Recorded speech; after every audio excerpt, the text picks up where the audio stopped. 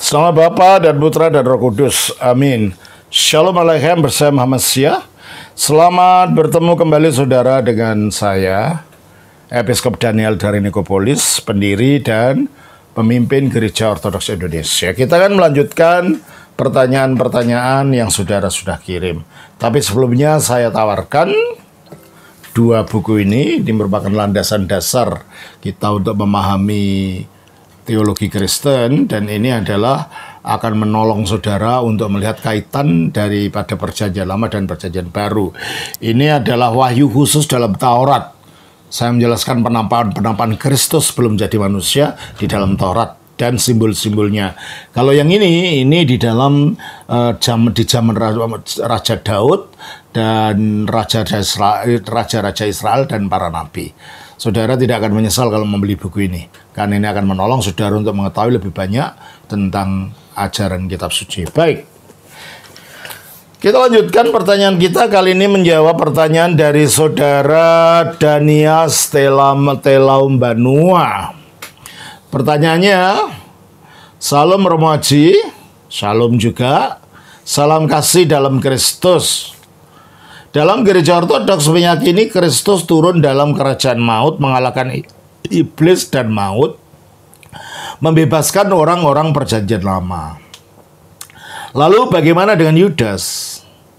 Apakah Yudas dibiarkan atau dibebaskan dari alam kematiannya? Terima kasih, Romo. Maaf banyak nanya. Baguslah kalau banyak nanya, karena akhirnya hal-hal yang saya tidak terpikirkan dan akhirnya terkeluarkan melalui pertanyaan-pertanyaan ini ya. Baik saudara Danias, Kristus membebaskan roh-roh dalam penjara umat Perjanjian Lama, sebagaimana dikatakan dalam 1 Petrus 3 ayat 19, dikarenakan umat ini mereka menolak Kristus, menolak pemberitaan Nabi Nuh mengenai Kristus. Tapi mereka belum sempat untuk berhadapan dengan Kristus. Belum sempat bertemu, belum sempat melihat mukjizatnya. Jadi mereka masih ada alasan untuk mendapatkan pertolongan. Yang terakhir, pada waktu mereka di dalam alam penjara, Kristus datang memberitakan. Dan memberitakan itu ya mungkin saja masih ada yang tetap tidak percaya. Dan kalau mereka yang masih tidak percaya ya tetap ada di dalam penjara alam maut itu. Nah, mengenai Yudas Iskariot, bukan saja dia tidak melihat Kristus. Dia melihat, hidup bersama-sama. Dan Kristus sudah mengingatkan berulang-ulang bahwa nanti iblis akan mengganggu dia. Coba kita baca di dalam Yohanes pasal yang ke-6 ayat 70. Jawab Yesus kepada mereka, "Bukankah aku sendiri yang telah memilih kamu yang 12 ini? Namun seorang di antaramu adalah iblis." Nah, Kristus sudah tahu ada di antara muridnya ini yang hatinya tidak tulus. Ternyata dia mengikut Yesus bukan dengan hati yang tulus, ingin bertobat, ingin mencari kerajaan Allah. Dia mungkin dalam pemahaman dia, Kristus itu akan menjadi Mesias menurut kacamata orang Yahudi, yaitu menjadi raja. Padahal Kristus mengatakan bahwa kerajaannya bukan dari dunia ini, dan ketika orang Yahudi mau memaksakan dia menjadi raja, dia menolak. Coba kita baca dalam Yohanes 6 ayat 15. Karena Yesus tahu bahwa mereka hendak datang dan hendak membawa dia dengan paksa untuk menjadikan dia raja. Ia menyingkir pula ke gunung seorang diri. Ya, itu pikiran orang Yahudi, menjadi raja, tapi raja secara duniawi. Padahal di dalam Yohanes 18 ayat yang ke-36, jawab Yesus, "Kerajaanku bukan dari dunia ini.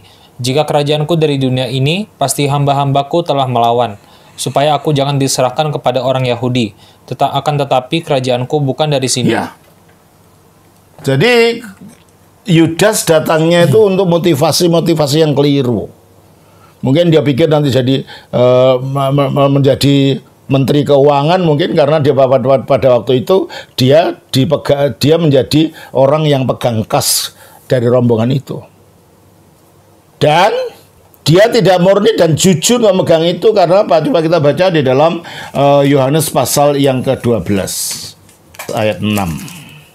Hal itu dikatakannya bukan karena ia memperhatikan nasib orang-orang miskin, melainkan karena ia adalah seorang pencuri. Ia adalah seorang pencuri. Terus? Ia sering mengambil uang yang disimpan dalam kas yang dipegangnya. Itu. Jadi hatinya tidak tulus ketika mengikuti Yesus, bukannya malah bertobat, malah mencuri, menyelewengkan uang yang seharusnya dia pertanggungjawabkan. Dia mencuri dan tidak mau pernah bertobat. Sehingga karena dia memberikan dirinya untuk dikuasai pikiran-pikiran jahat ini, akhirnya menjelang penangkapan Yesus, dikatakan di dalam pasal 13 dari Yohanes ini.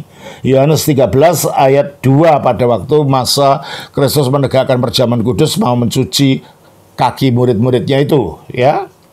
Pasal Yohanes 13 ayat 2. Mereka sedang makan bersama dan iblis telah membisikkan rencana dalam hati Yudas Iskariot, anak Simon, untuk mengkhianati dia. Mereka sedang makan bersama dan iblis telah membisikkan rencana dalam hati Yudas Iskariot, anak Simon, untuk mengkhianati dia.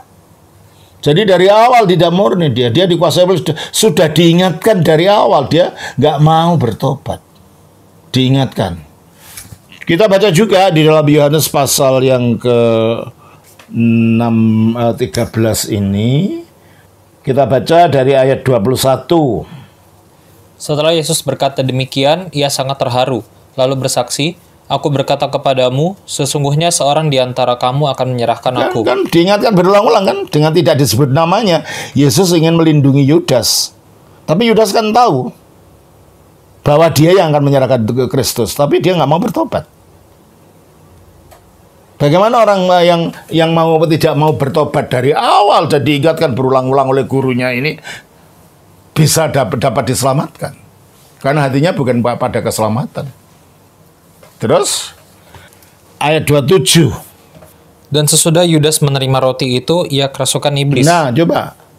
Bukan hanya dibisikkan oleh iblis, sekarang malah dirasuki oleh iblis sendiri, malah dia akhirnya datang kepada imam-imam kepala menjual gurunya.